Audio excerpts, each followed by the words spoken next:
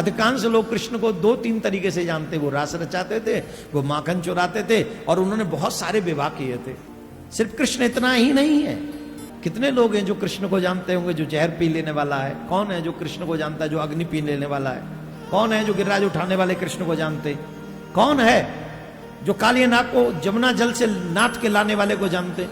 वही कृष्ण है जिन्होंने महाभारत का युद्ध में गीता जैसा पवित्र ग्रंथ दिया। ये कथा मंडप में भी हमारा चित्त डोलता है, और वो महाभारत के युद्ध में भी नहीं डोले, जहां वो बहुत बड़े बड़े ढोल बज रहे थे। तो कृष्णात् परम किमपि तत्त्वम् अहम् न जाने। उन कृष्ण के महत्व को, रहस्य को हम नहीं जान पाते। तो जब तक जानते नहीं हो तब तक कुछ बोलो मत। इसलिए हे सनातनियों, अपने भगवान को जाने बिना कभी भी अपने भगवान पर डाउट नहीं करना चाहिए। भगवान श्री कृष्ण के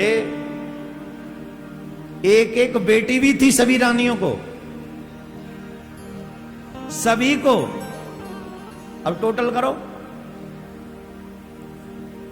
1,77,188, 1,77,188 ये भगवान की कुल संतान है। और हम तो 1-2 में हैं, कौन पालेगा? एक बच्चे का तो खर्चा उठता नहीं है, दूसरे का कहां से? जहां इतना झूठ साच बोलोगे 2 पाल रहे हो, वहां थोड़ा झूठ साच डबल कर देना, और क्या करोगे? खैर, आपकी कैपेसिटी जो हो वो करो, लेकिन सच एक बात समझ लो, तुम पालने वाले कोई नहीं हो। जब तुम मां के पेट में थे तब तुम्हें तुम्हारे किसी मां बाप ने नहीं पाला, तब परमात्मा तुम्हें पालन कर रहा था। बहुत से लोग ये कहते हैं कि भगवान ने इतना विवाह क्यों किए? भगवान को क्या आवश्यकता आन पड़ी कि इतने विवाह करे भगवान? तो ध्यान से सुनो,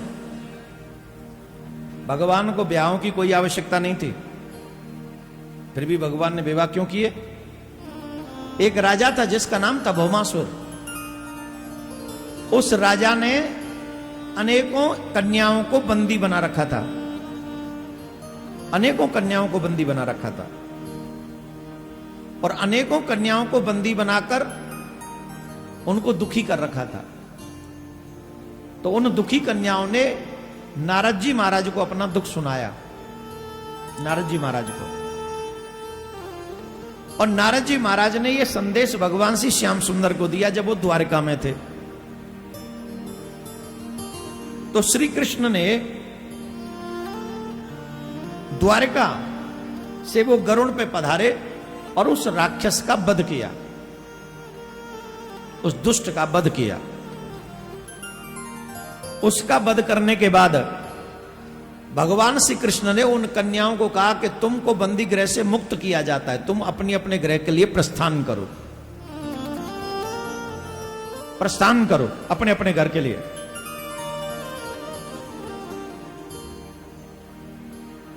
वो कन्याएं कहने लगी, महाराज हम कहां जाएं, हमें स्वीकार कौन करेगा? ये प्रसंग बड़े ध्यान से सुनना चाहिए। जो लोग भगवान श्री कृष्ण पर उंगली उठाते हैं, ये उन लोगों के लिए बड़ा मार्मिक प्रसंग है। कृष्ण को जानते नहीं है, इसीलिए आजकल की भी कहते हैं ना, जिसको जानो नहीं उसके विषय में मत बनाओ अपना, जल्दी से पहले जानने का प्रयास करो। कितने लोग हैं जो कृष्ण को जानते होंगे जो जहर पी लेने वाला है? कौन है जो कृष्ण को जानता है जो अग्नि पी लेने वाला है? कौन है जो गिरिराज उठाने वाले कृष्ण को जानते? कौन है जो कालिया नाग को जमुना जल से नाथ के लाने वाले को जानते? अधिकांश लोग कृष्ण को 2-3 तरीके से जानते। वो रास रचाते थे, वो माखन चुराते थे, और उन्होंने बहुत सारे विवाह किए थे। इतना ही कृष्ण नहीं है, सिर्फ कृष्ण इतना ही नहीं है। वही कृष्ण है जिन्होंने महाभारत का युद्ध में गीता जैसा पवित्र ग्रंथ दिया। गीता जैसा पवित्र ग्रंथ, पूरे विश्व में ऐसा ज्ञान नहीं है। और वो भी कहां दिया? अभी हम यहां बोल रहे हैं और कुछ लोग खड़े हैं, हमारी जो बोलने की क्षमता है वो थोड़ी डामाडोल होती है कभी कभी। क्यों? हम चाहते हैं जब हम बोले एकदम साफ शांति से सुने। और श्री कृष्ण ने गीता कहां सुनाई? ये कथा मंडप में भी हमारा चित्त डोलता है, और वो महाभारत के युद्ध में भी नहीं डोले, जहां वो बहुत बड़े बड़े ढोल बज रहे थे, महाराज ऐसे ऐसे बाजे बज रहे थे कि बड़े बड़े योद्धाओं की छाती फट रही थी, कांप रहे थे पैर। ऐसी जगह पर भगवान श्री कृष्ण ने गीता जैसा सार्वभौम ग्रंथ दे दिया, अर्जुन को समझा दिया। उस कृष्ण को कितने जानते हैं? तो कृष्णात् परम किमपि तत्त्वमहं न जाने। उन कृष्ण के महत्व को, रहस्य को हम नहीं जान पाते। तो जब तक जानते नहीं हो तब तक कुछ बोलो मत, जानने का प्रयास करो। जानेगा कौन? जानई वही जी देव जनाई, जानत तुमहि हुए जाई। ईश्वर को, ईश्वर की कृपा के बगैर कोई नहीं जान सकता, और जिस दिन मनुष्य ईश्वर को जान जाता है उस दिन वो मनुष्य नहीं बल्कि ईश्वर ही हो जाता है। और जब तक मनुष्य बने हैं तब तक ईश्वर को समझ नहीं पाते। यही ईश्वर की कृपा है, उनकी मर्जी के बगैर कोई नहीं जान सकता। जिन्होंने जान लिया उन्होंने मृत्यु को स्वीकार कर लिया, बोले मृत्यु चाहिए हमें। आपके आगे मुस्कुराते हुए गिद्धराज जटायु। तो उन कन्याओं ने कहा कि हम कहां जाएं, हमें कौन स्वीकार करेगा? बोले कोई भी, तुम्हारे माता पिता स्वीकार करेंगे। बोले माता पिता तो स्वीकार कर लेंगे, उसके बाद भी तो हमारा विवाह भी तो चाहिए ना, हमारा विवाह भी तो होना चाहिए। कुंवारी कन्याएं कितनी है यहां पर? जिनका विवाह नहीं हुआ हाथ उठाओ। जिन कन्याओं का विवाह नहीं हुआ हाथ उठाओ जल्दी। अभी हम 21वीं सदी में एक प्रैक्टिकल करके दिखाते हैं आपको, अभी पता चल जाएगा। जितनी भी अनमैरिड बच्ची हैं हाथ उठाओ, जो विवाह के योग्य हैं, वही, छोटी छोटी नहीं। हाँ, नीचे करो हाथ। अब एक प्रश्न मैं आपसे कर रहा हूं, आप किसी को भी बिना बताए 3-4 दिन के लिए वृंदावन चली जाओ, और फिर 3-4 दिन बाद वापस अपने वृंदावन से घर आ जाओ। तुम्हारे माता पिता तुम्हारे लिए लड़का ढूंढे, लड़के वाले तुम्हें देखने आए, और पड़ोसियों को पता चल गया 3-4 दिन घर से गायब थी, कह तो रही है वृंदावन गई थी, पर पता नहीं। और यही बात उस लड़के को पता चल जाए, कौन से युग में? 21वीं सदी में, मोबाइल, व्हाट्सएप, फेसबुक वाले टाइम में, इंस्टाग्राम वाले टाइम में, जहां लोग अपने आप को मॉडर्न माइंडेड समझते हुए, I am very open minded. Yes you are, बहुत ओपन माइंडेड हो ना। और उस लड़के को यह पता चल जाए कि लड़की बिना बताए 3-4 दिन के लिए मथुरा गई थी। अब कह रही है मथुरा, पता नहीं कहां गई थी। अब उस लड़के को पता चल जाए, ईमानदारी से बताओ, वो लड़का शादी करेगा? जवाब चाहिए पढ़े लिखे लोगों से भी, यस और नो, जवाब दो। कहां चला गया वो कंप्यूटर का जमाना? कहां चला गया वो 21वीं सदी का टाइम? अब कहां गया? दूसरे की बहन बेटी के साथ घूमने के लिए 21वीं सदी है, और जब खुद शादी करने की बारी आए तो फिर तुम्हारा वो भारतीय जग जाता है। तब तुम्हें सती सावित्री ही चाहिए, तब तुम्हें सीता ही चाहिए, चाहे तुम जीवन में कभी राम न बन सके हो। खुद कभी राम नहीं बने पर पत्नी सीता ही चाहिए। How is it possible? Ravana के भाग्य में सीता नहीं हो सकती। जिनके आचरण रावण जैसे हैं उन्हें पत्नी सीता नहीं मिलेगी। 21वीं सदी में अभी आपने मना कर दिया, तो सभी कन्याओं ने मना किया, कोई विवाह नहीं करेगा, हाँ या ना? तो माय डियर, द्वापर युग के अंत में 5000 वर्ष पहले तो ये और बहुत लंबी लकीर थी, जहां लड़कियां नौकरी नहीं किया करती थी, जहां लड़कियां घर से बाहर नहीं जाया करती थी, जहां आईफोन नहीं थे, फ्रेंड रिक्वेस्ट एक्सेप्ट करने का कोई सिस्टम नहीं था।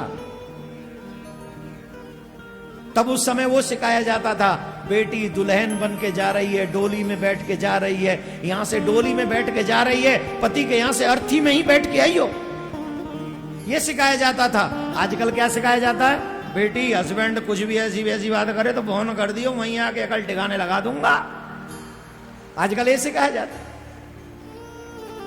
हमारी बात पे विश्वास न मानो तो इन पुलिस वालों से पूछ लो, आज ही आए बहुत बड़ी संख्या में, इनसे पूछो।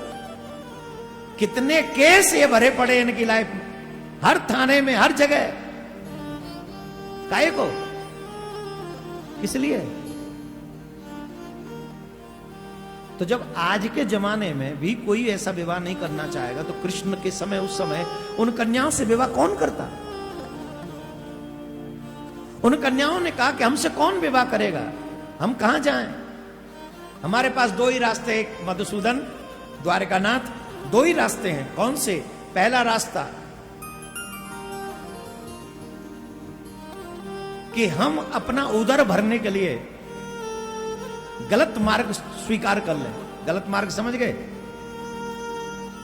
हम गलत रास्ते पे जाएं और अपना पेट भरें, जीवन जिए। दूसरा, हम आत्मदाह कर लें, अपने जीवन को शांत कर लें। अब बताइए, हमारे पास दो ही रास्ते हैं। अब मैं आप सबसे पूछना चाहूंगा, भगवान श्री कृष्ण का अवतार किस लिए हुआ? धर्म की रक्षा के लिए कि अधर्म की रक्षा के लिए? जोर से बोलो, बहुत धीरे बोल रहे हो, बात बनेगी नहीं।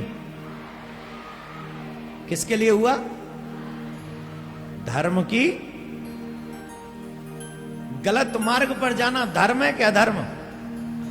जोर से बोलो, गलत मार्ग पर जाना धर्म है कि अधर्म?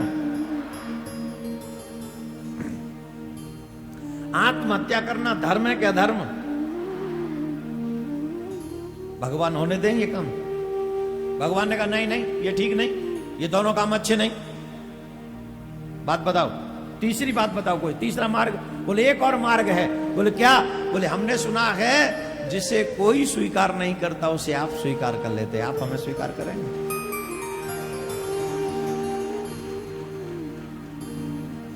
जिसे कोई स्वीकार नहीं करता उसे आप स्वीकार करते, क्या आप हमें स्वीकार करेंगे?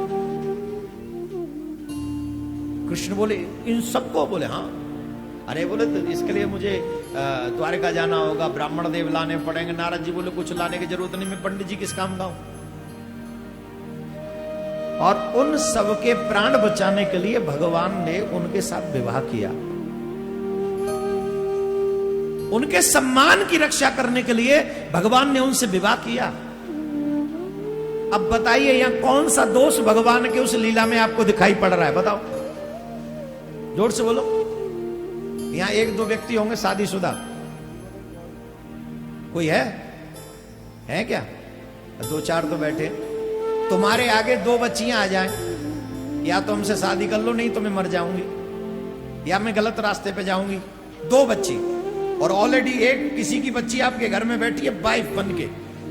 बताओ आपका आंसर क्या होगा? जवाब दो। बोले कल मरे सो हवाल मर जाए। तू मर रही, हमें कहीं मरवा रही है? हमें मार के छोड़ेगी, घर में न घुसन देगी घरवारी, समाज वाले खाए खाए जाएंगे? हाँ या ना? अच्छा शादी मत करो, वैसे कहो तो हम मिलने आते रहेंगे, उसके लिए कोई प्रॉब्लम नहीं। ये कौन है? राक्षसी स्वभाव। बोलो हाँ या ना? तुम दो से नहीं कर सकते। क्यों? क्योंकि तुम मानव हो, और उन्होंने 16,100 कन्याओं से कर लिया। क्यों? क्योंकि वो मानव नहीं, वो भगवान है। इसलिए हे सनातनियों, अपने भगवान को जाने बिना कभी भी अपने भगवान पर डाउट नहीं करना चाहिए।